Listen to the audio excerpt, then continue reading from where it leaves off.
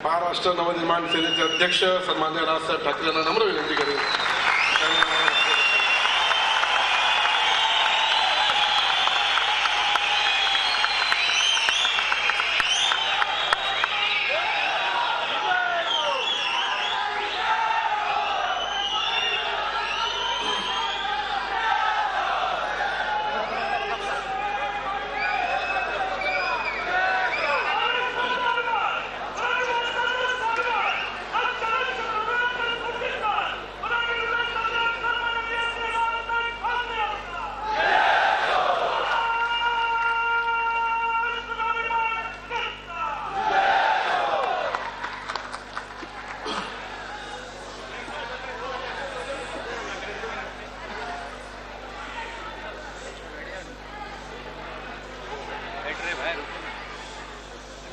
आपल्या पक्षाच्या सर्व माझ्या सहकारी बांधवांनो, भगिनींनो आणि मातांनो,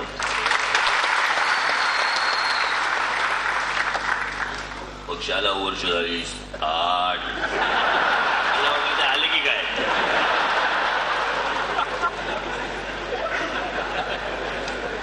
बरं, मला माहिती होतं शेवट ताट होणार, पण काय आहे ते मला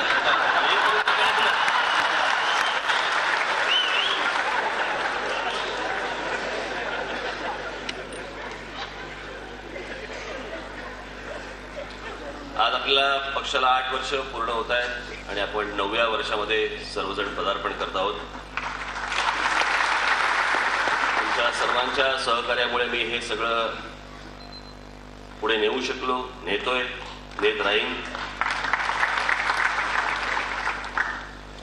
आजचा खरं तर मोरूच्या मावशीचा आपण तो प्रयोग इथे ठेवला होता, नाटक इथे ठेवलं होतं, परंतु महाराष्ट्रामध्ये सध्या गारपिटीच्या मुळे, अवकाळी पावसामुळे जे काही शेतकऱ्यांचं नुकसान झालेलं आहे तिथे शेतकरी आत्महत्या करतायत आणि अशा परिस्थितीमध्ये इथे बसून आपण नाटक पाहणं हे काही आम्हाला कोणाला योग्य वाटलं नाही आणि म्हणून हा आजचा कार्यक्रम रद्द केला.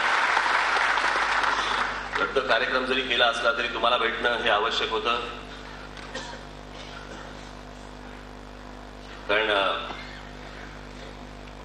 जे झालंय नुकसान आता महाराष्ट्रामध्ये ते भयानक आहे. आम्ही बाळा नांदगावकर, मी प्रवीण दरेकर, नितीन सरदेसाई वगैरे, शिशिर शिंदे आम्ही बसलो होतो. खरंच इतकं नुकसान झालेलं आहे, अनेक शेतकऱ्यांनी आत्महत्या केल्या आहेत. म्हणजे काही किलोंच्या त्या गारा मी बघितलेल्या आहेत, त्या गारा काय असतात त्या. बरं, बिचार त्या मुक्या जनावरांना त्यांनाही कळत नाही. माणूस पटकन कुठेतरी शेडमध्ये तरी जातो, त्या जनावरांना बिचारांना कळत नाही, पक्ष्यांना कळत नाही.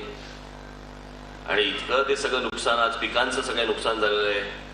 मी आजच सकाळी आपले विरोधी पक्षनेते एकनाथ खडसे यांनी ज्या गोष्टी सरकारकडे मागण्या केलेल्या आहेत, मी त्या खडसेंच्या सगळ्या मागण्यांना पाठिंबा देतो आणि सरकारने त्वरित त्याच्यावरती कारवाई करावी, शेतकऱ्यांना दिलासा द्यावा.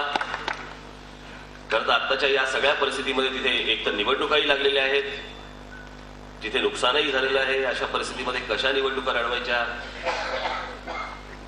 जिथे इथे नुकसान झालेलं आहे, मला असं वाटतं तिथल्या सर्वच राजकीय पक्षांनी जास्ती गाजावाजा न करता शांततेने निवडणुका लढवाव्यात, असंही मी त्यांना सर्वांनाच आवाहन करीन. कदाचित 2-3 दिवसामध्ये मी त्या गारपीटग्रस्त प्रदेशाला भागाला मी भेट देखील देणार आहे तिकडे जाऊन. नेहमी मला हाच प्रश्न पडतो, मी तिकडे जाऊन काय करायचं, काय सांगायचं, काय दिलासा द्यायचा मला मान्य आहे. खरं तर याच्यामध्ये कोणाची चूक नसतेच ना. नैसर्गिक गोष्ट आहे ती, नैसर्गिक गोष्टीमध्ये कोण काय करू शकतं. पण त्याच्यामध्ये मला असं वाटतं त्याची नुकसान भरपाई त्वरित सरकारने करावी आणि कुठच्याही आचारसंहितेचा विषय मध्ये न येता राज्य सरकारने या सर्व शेतकऱ्यांना दिलासा द्यावा.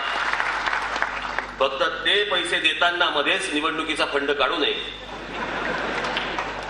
नाहीतर शेतकरी एका बाजूला आणि फंड यांच्या घरी, अशी कुठची गोष्ट होऊ नये.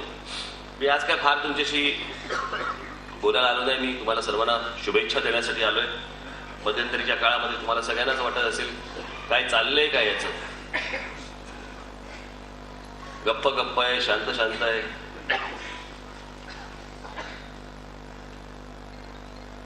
सगळ्यांना बोलून द्यायचं असतं अगोदर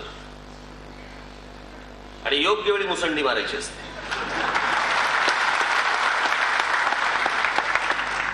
निवडणुका लढवणार नाही लढवणार, नाही लढवणार तर का नाही लढवणार, लढवणार तर कुठे. बरं, हे सगळे आपले मित्र आलेले इथे, पत्रकार मित्र, रोज घराच्या बाहेर जिथे दिसेल फट तिथून कॅमेरा घालतात. काही दिसतंय, काही दिसतंय, काही दिसतंय.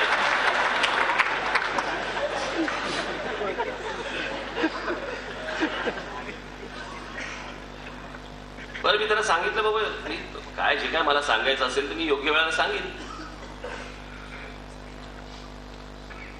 मला कोणाकोणाचा काय काय समाचार घ्यायचा आहे तो मी योग्य वेळी घेईन. निवडणूक लढवणार की निवडणूक नाही लढवणार, तर निवडणूक लढवणार.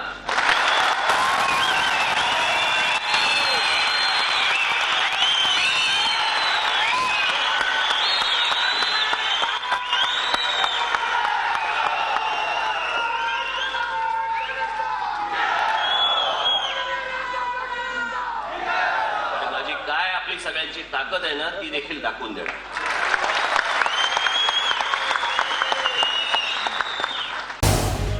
झी 24 तास रहा एक पाऊल पुढे.